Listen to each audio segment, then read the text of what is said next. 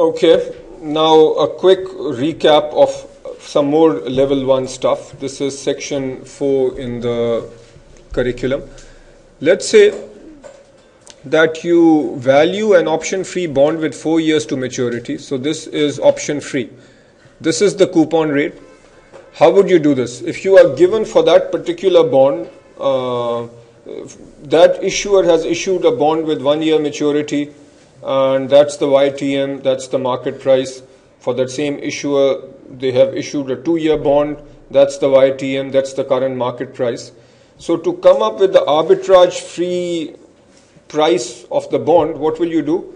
You will take these yields, bootstrap, and come up with the spot rates. Fortunately for you, I don't think you will require to bootstrap here. That in all the questions I've seen, the bootstrapping is done for you. Okay, so once you have these spot rates, then how do you come up with the value of this bond?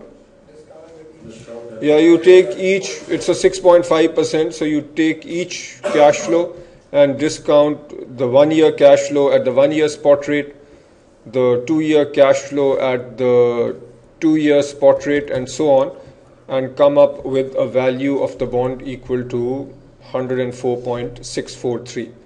Okay, so that's the basic model that you studied in level 1. Okay, now in section 5, we are going to go one step further. Everything that you've heard so far, you could have figured out based on level 1 knowledge. Now we are going one step further. We are now going to learn the binomial model, which will help us value bonds with embedded options. The way this procedure will work is, we'll understand what the binomial model is. We'll then apply the binomial model to an option-free bond, just to understand how to use the binomial. And then we will use that same model on a bond with embedded options. We'll do one example together, and then I will take a question from the curriculum and make you do it. This is a very high probability question, and you need to master it. The only way to master it is to do it. Okay, so as part of this class, we will create the binomial model. Okay, first I'm using the terminology and the structure in the curriculum. Shweta does it slightly differently, but we'll stick with the curriculum.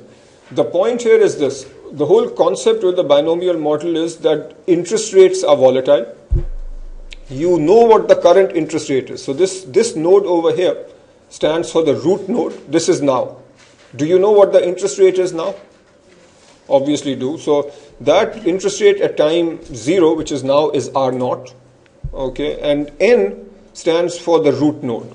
This N is the root node. Okay, then in our binomial model, do you know what binomial means? Essentially any model where there are two options from every starting point.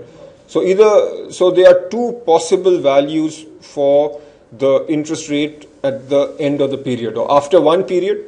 Interest rate will either be R1H, which means, let's say after this point, interest rate could either be high or low. Okay, so at year 1, so this is 0, this is end of year 1, you could either have R1, which means interest rate at the end of year 1, and H means that it's taken up a high value, or it could be R1. What does this suffix mean? So this is, again, this 1 means end of year 1, and then what do you think the L means? The low value. Okay, and what do you think NL means? This is the node after one low movement. And what does NH mean? The node after one high movement. And then again, say at the end of year 2 now, what's possible? If we were here, then we could either go to R2HH, which means high and high, and that node will be called NHH. Always this suffix and this suffix will be the same. So what is this? This is interest rate at the end of year 2 with a high then a low. And what is this? This is the node with a high and low. This is similar to low and high. Okay, so do you understand this terminology? It's just, so now let's just understand a few more points. In general, we assume equal probability of these interest rates. So either it will go, the probability of RH and RL would be 0.5 and 0.5. Okay, that's one point. All these rates are really, these are all forward rates. What does this mean? R1H is a forward rate. What does this mean? And these are 1 period forward rates. So when we make this tree, this R1H is our expectation, or this is one possible 1 period rate, 1 period from today. Okay, so Harun, how would you state this R2HH? How would you describe this? It's the 1 period bottom rate, 2 periods from now. Exactly. So R2 is the 1 period rate, 2 periods from today. And for simplicity, we'll generally use 1 period as 1 year.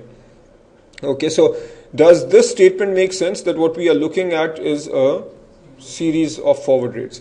And are we taking the possibility of different forward rates 1 year from today? Yeah, since we are not sure what the forward rates will be 1 year from today, we have 2 possible forward rates 1 period from today, and we have 3 possible forward rates at the end of year 2. Okay, so this is our simple binomial structure. Another point is these forward rates, do you think they will be based on the volatility of interest rates? Imagine that a computer program comes up with these actual rates. One of the inputs to the computer program is the current rate. Do you think we also need to tell the computer program that's generating this what is the current volatility of interest rates? Yes. You need to. So fortunately for us, we will not be asked to create these binomial interest rate trees, but we need to have the intuition that the more volatile the rates, the greater the spread in terms of these forward rates. Okay, so clearly the volatility impacts the interest rate tree. Okay, so those are the core points from here. Okay, now let's use an interest rate tree to value an option-free bond with 4 years to maturity and a coupon rate of 6.5%. And we will assume 10% volatility. This is volatility of what, Samir? Yeah, the volatility, whenever they say volatility, it is the volatility of interest rates. Okay, now the first step in here is actually performed by the computer. So you tell the computer that the current interest rate at this initial root node is 3.5%. And the first thing the computer will do is for a 4-year period, it will spit out these possible interest rates. Okay, so it is saying after 1 period, the forward rate will either be 5.4% or 4.4%. After 2 periods, we have this. Now, just to check whether you can relate this to the previous reading, do we have an upward sloping yield curve, downward sloping yield curve, or a flat yield curve? So we do have a upward sloping yield curve. Yeah, the overall average, like 1 point over here, a lot of people think that after 1 period, you must have one interest rate that's more than 3.5%, the other is lower than 3.5%. Here, after 1 period, both your rates are actually higher than 3.5%. Is this flawed, or this could be possible? It could be possible. You are expecting rates to go up. You just don't know whether they'll go up to 5.4 or 4.4. Okay, so who knows? At this stage, we can say the computer knows. So we tell the computer what the volatility is, and based on that volatility, it spits out the interest rate, possible forward rates over the next 4-year period. Again, I'll repeat this. Fortunately for us, we don't have to create the interest rate tree. That will be given to us. Okay. So now all these interest rates are given. The way we use this process, the way we use the interest rate tree to come up with the value of the bond, we use a process called backward induction, which means we start from the end and work backwards. Okay, so the way you can look at this is option free. So no matter what happens to interest rates, what will a bond investor get at the end? What will his cash flow at the end of year 4 be? He'll get 100 and the final coupon payment of 6.5. So no matter what, the final interest payment is 106.5. Okay. So now what you do is the following. Okay. So if you are sitting at this node over here, how do we call this node? This node is what? NHHH. That means this is the node where interest rate has gone up, then up, then up. Okay. So if you are sitting at this point, what is the interest rate according to this node? So that is the interest rate over here. This is the interest rate at what point in time? End of year 3. So if you are sitting at the end of year 3, so if we make a quick timeline, so 0, 1, 2, 3 and 4. So this point over here, let me just call it X, this corresponds over here. You are going to get 106.5 1 year later. To discount this back to this point, which interest rate do you use? The interest rate at the end of year 3, which is 9.1987. So if you discount 106.5 back at a rate of 9.1987, the value that you get at the end of year 3 is 97.526. Okay. Now, so assuming that we are at this node, that's the situation. Now, what if you are at this node? What's this node called? So NHHL, that means 2 highs and 1 low. Does it matter what order the highs and lows happened in? It does not matter per this model. Okay, now at this stage, what's the scenario? What's the present value of this? So you do 106. So the value 90.044. How do you think we come up with that? So actually you take the expected value. So there are 2 ways. So from here, you take these 2 values, figure out the present value of this, figure out the present value of this, and take the average of the 2. Did that make sense or not? Yeah. So basically the way you get 90.041, so either you could, so the discounting would be, so from here you could go either to this or to this. In our particular simplistic example where we don't have any call options, whether we go here or here is the same.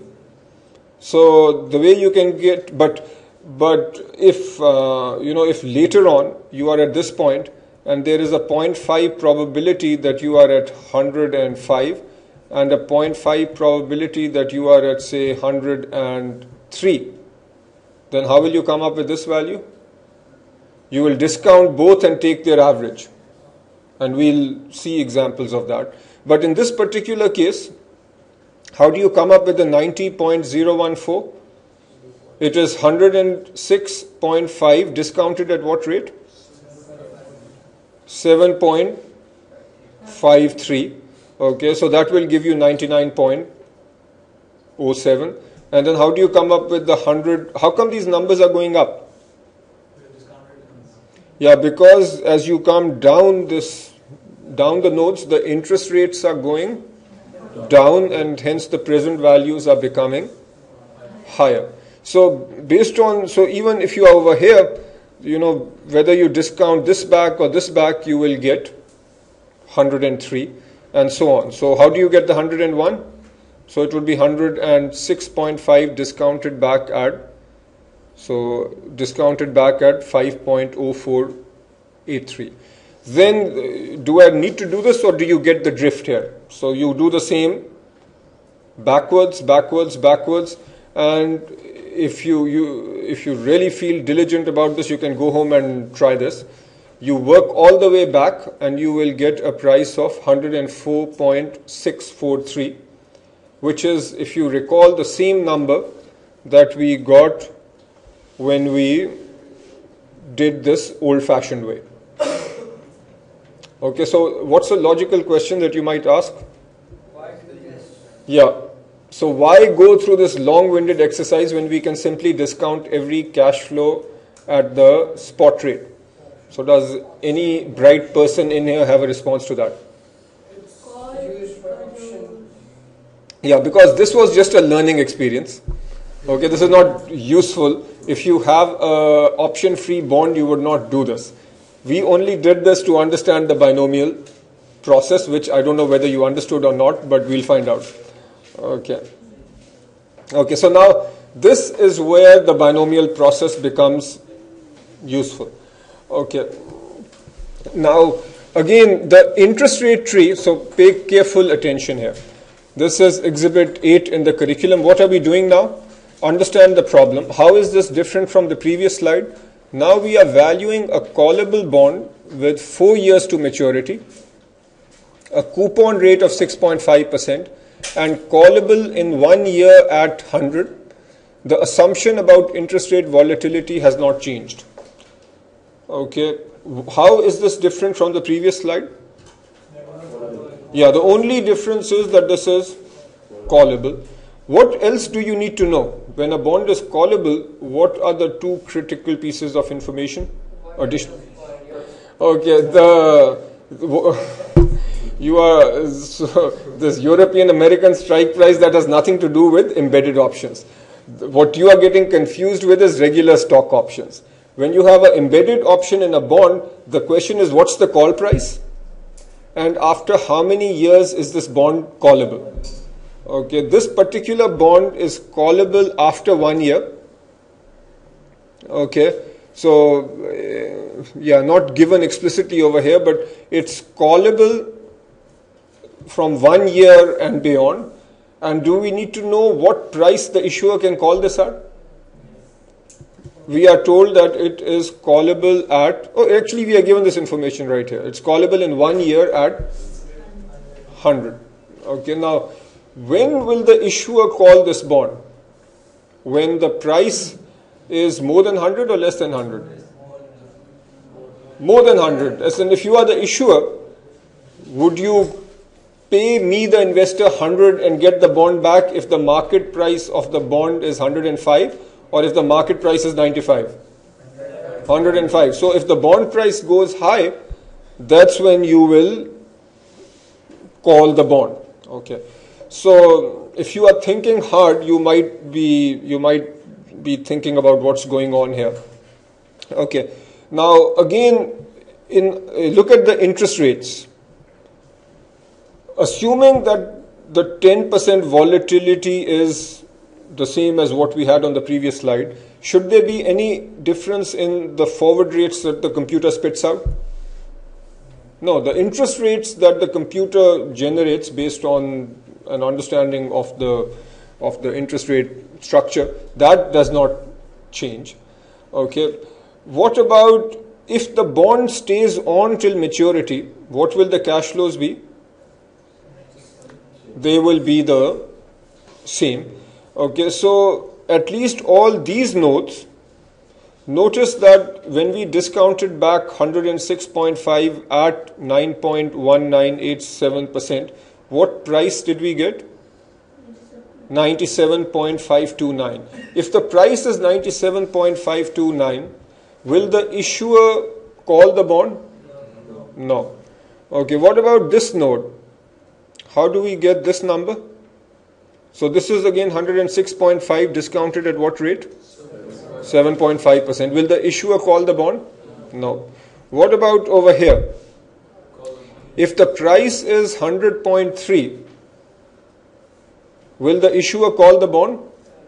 The issuer will call the bond, and what will the cash flow be to the investor? The call price, which is 100. So notice that when we are talking about calling a bond, we have two numbers. The second number represents the cash flow for the investor. Okay, if the bond price is more than 100, then rather than using 100 in our calculations, rather than using 100.3, we use 100. Why, Basit? Why do we use 100 over here? Would call the bond at? Exactly. And what about this? What if the bond price becomes, if the present value is 101.3? Then again we use the 100. Okay, so now this is interesting. Okay, how do we, so now let's come to this level. Where did the 97 point? I want you to see if you can come up with this number, 97.925. How do we come up with this? Yeah, so the way you do this is, what's the amount over here? So when you come from here to here, you do 97.529 discounted at what rate? So 1.07 and so on. And if you were to come discount from here, then what will you do? Oh yeah, so it's actually very good. It's this plus the coupon. And what do you do over here? I'll just do this calculation over here. So it is 99.041 plus 6.5 discounted at 1.07. So you take these two numbers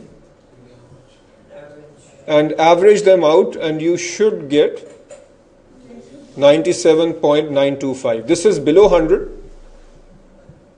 And since this is below 100, you stay below 100. Just for completeness, I want you to do this one over here also. How do we get the 102.70? 99.041 and 100. Actually, you do 99.041 plus the 6.5. And here you take the 100 plus 6.5 discounted at 5.7, take the average, and what number will you get? 100.2. Since the number is greater than 100, and this is callable, the assumption will be that the bond will be called. And again here, since the number is greater than 100, the assumption is that the bond will be called. Okay, so this is our. So then can you go one step back over here? So again the same exercise, and when you work all the way back, you get a price of 102.899. So what is this? This is your calculated value for the callable bond.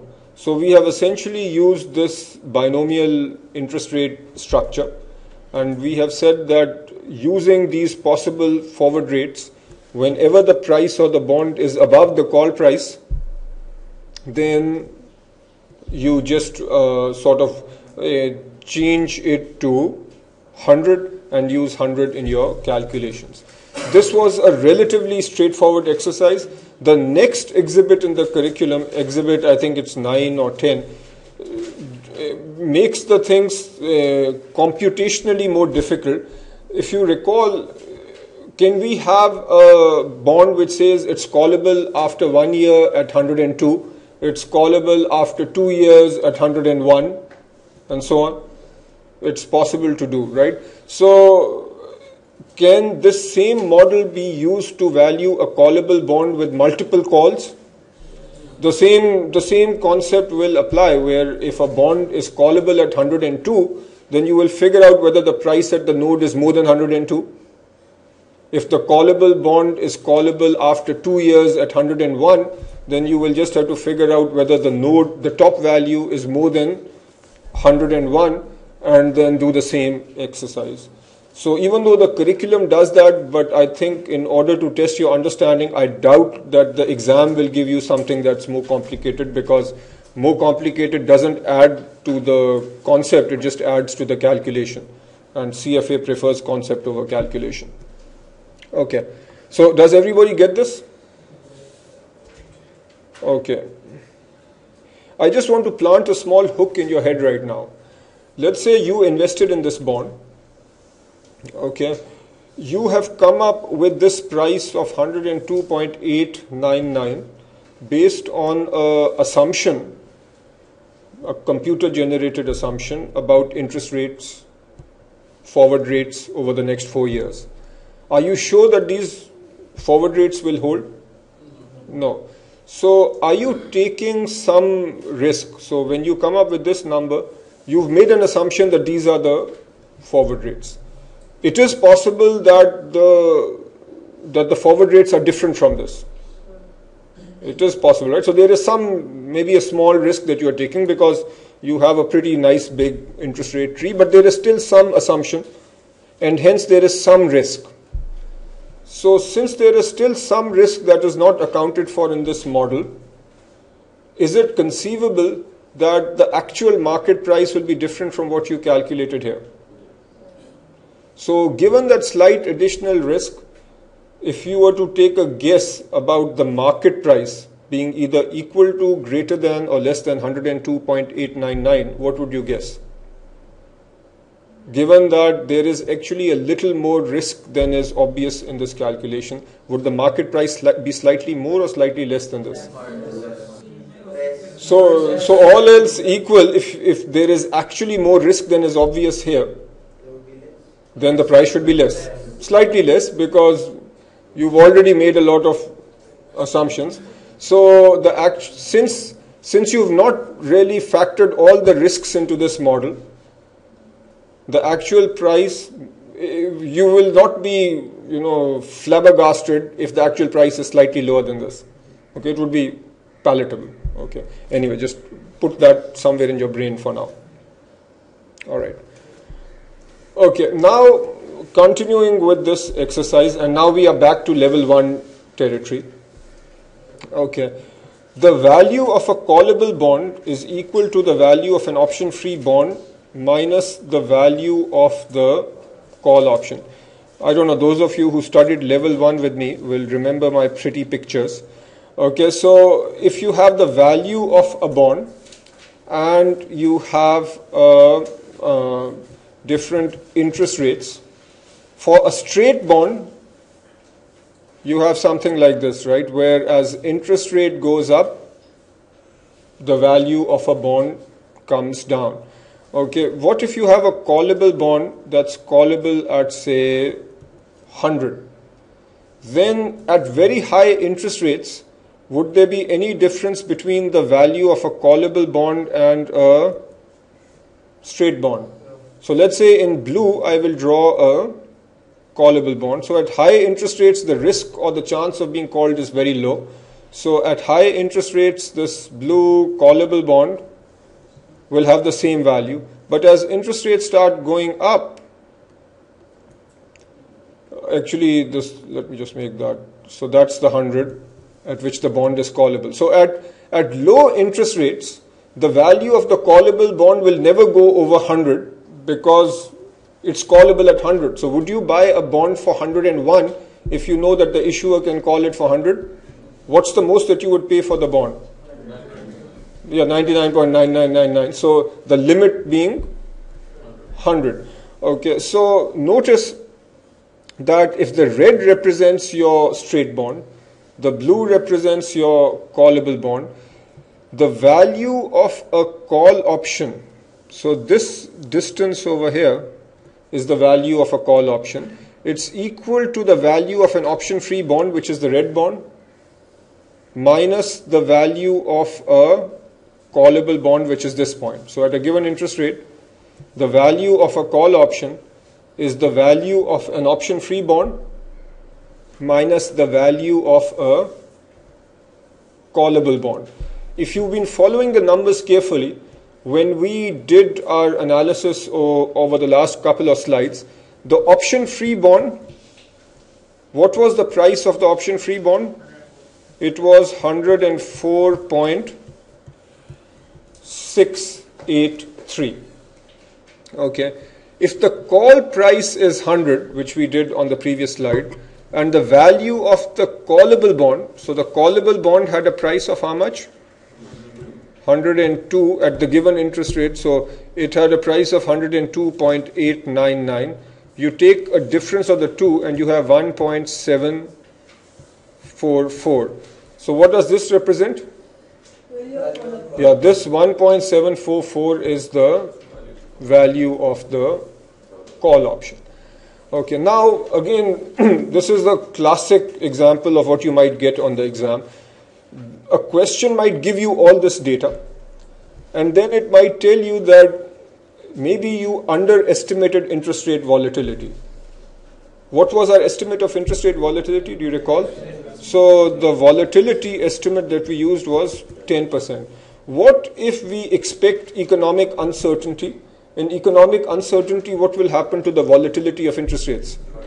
So let's say it will go up to 20%. And then the question for you is, everything is the same. The only thing that has changed is our expectation about interest rate volatility. What will happen to the value of the callable bond? Will it stay the same, go up, go down? I'm hearing both up and down. Okay. Okay, now think about it. Volatility goes up. When volatility goes up, what happens to the value of the option?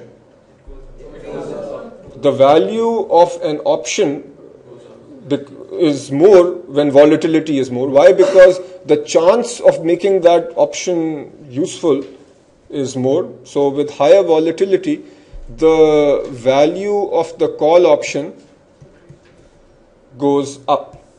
Does the value of the option-free bond go up? No, it's option-free. So option-free is not impacted by volatility. Okay, so what happens then? You can easily rewrite this formula in terms of the value of a callable bond is equal to what? It's the value of so the callable bond is the option-free bond. So value of the option-free bond minus the call option. So if the call option has gone up and this is the same, that means the value of the callable bond is down. Does that make sense? The question is, won't the value of the option-free bond change if interest rates go? Did I say that interest rates will go up? I said that the volatility so if interest rates were expected to be like this, now we are expecting interest rates to follow the same trend but just become more volatile. Okay, so when volatility changes, the option price, the value of the option changes. Option-free bonds are not impacted by volatility.